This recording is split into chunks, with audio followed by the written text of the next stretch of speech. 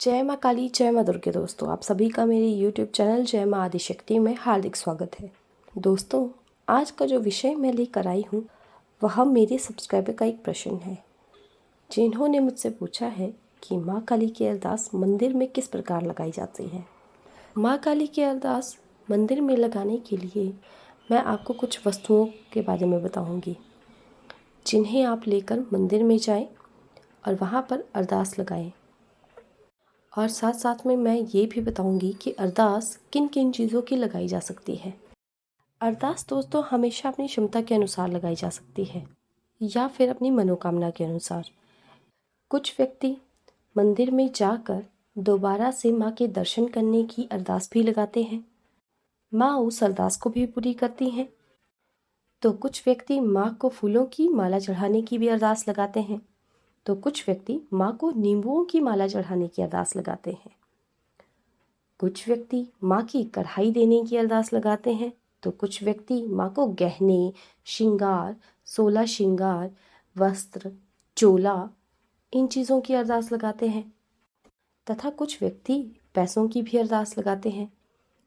कुछ व्यक्ति ऐसे भी होते हैं, जिस दरबार में आप जा रहे हैं वे उस दरबार के लिए कुछ कार्य करने की अरदास लगा देते हैं। मेरे अनुसार सबसे अच्छी होती है माँ की कढ़ाई की अरदास, और दूसरी अरदास होती है मंदिर की सेवा की अरदास। ये वो अरदास हैं जिन्हें करते समय व्यक्ति के मन भाव शुद्ध होते हैं, बल्कि बाकी अरदासों को पूर्ण करते समय इंसान के मन में कभी कभी झिझक आ जाती है।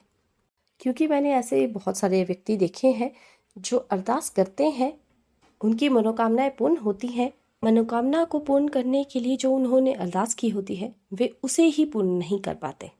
आपको अरदास करने के लिए ज़्यादा सामग्री की आवश्यकता नहीं है। जो सामग्री है मैं उसे आपको बता देती हूँ। मैं आज आप लोगों को कुछ सामग्री बताने वाली हूँ, जिसे लेकर आप काली माँ के मंदिर में जाएं। मंगलवार या शनिवार में से किसी एक दिन का चुनाव करें। आप जिस भी मंदिर में जाना चाहते हैं, माँ की लाल रंग की चुनरी अपने साथ अवश्य लेके जाएं। एक हरा नारियल अवश्य अपने साथ लेकर जाएं, जिसके ऊपर लाल रंग का कलावा बंधा हो। अगर हो सके तो माँ के श्रृंगार की कुछ सामग्री अपने साथ लेकर जाएं, और साथ में माता के लिए गुड़ का भोग ज़रूर लेकर जाएं, या फिर कोई मिष्ठान अपने साथ अवश्य लेकर जाएं। तथा उस सामग्री के अंदर 11 रुपये, 21 रुपये, 51 रुपये अपनी इच्छा अनुसार आप रख सकते हैं। अब आपको इस सामग्री को अपने साथ ले जाकर क्या करना है, जब भी आप दरबार के अंदर माता की प्रतिमा या फिर स्वरूप के सामने खड़े होंगे, तो उस समय आपको हाथ जोड़कर मन ही मन में माँ से अपनी अरदास बोलनी है। आपको मन ही मन में अपना पूरा नाम, अपने पिता का नाम, महिलाएं अपने पति का नाम लेंगी, तथा अपना पूरा पता, जहाँ पर भी आप रहते हैं, स्थान का नाम। कोई भी परेशानी अगर आपको है तो आप उस परेशानी को बोलेंगे, या फिर अगर आपकी कोई मनोकामना है तो आप उसे बोलेंगे। इतना सब कुछ बोलने के बाद अंत में आपको ये कहना है, जब भी मेरा यह कार्य हो जाएगा तो उसके बाद मैं अपनी ये अरदास पूरी करूँगा। अब आपको ये भी पता होना चाहिए कि आप अरदास किन किन चीज़ों की लगा सकते हैं। अगर आप काली माँ की बात कर रहे हैं तो काली माँ के दरबार में आप कढ़ाई दे सकते हैं, या फिर आप कन्या पूजन करवा सकते हैं, या फिर आप नींबुओं की माला की बात कर सकते हैं माँ से कि यह कार्य पूर्ण होगा तो मैं 11, 21, 51 नींबुओं की माला चढ़ाऊँगा, ये चढ़ाऊँगी। इस प्रकार से आप अपनी अरदास रख सकते हैं। कुछ व्यक्ति 16 श्रृंगार की अरदास करते हैं, तो वे 16 श्रृंगार की अरदास करें।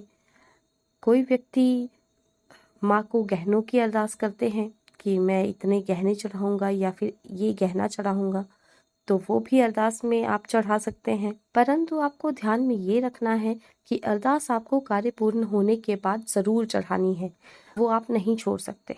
इस प्रकार से माँ की अरदास की जाती है। देखिए दोस्तों, अरदास में वाकई बहुत शक्ति होती है।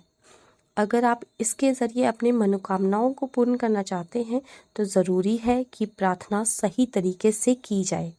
अरदास के लिए आप सुबह के समय जा सकते हैं, किसी भी दरबार में जाएं, किसी भी मंदिर में जाएं।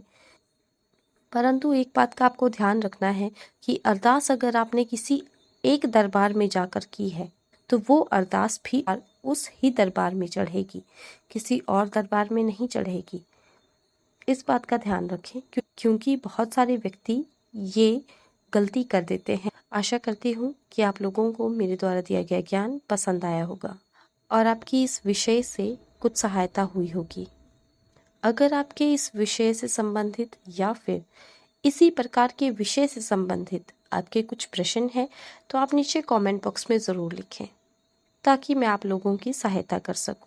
तथा कमेंट में जय माँ काली जय माँ दुर्गे लिखना भी ना भूलें। तब तक के लिए मिलते हैं अपनी नई वीडियो के साथ। जय माँ काली, जय माँ दुर्गे, जय माँ आदिशक्ति भवानी।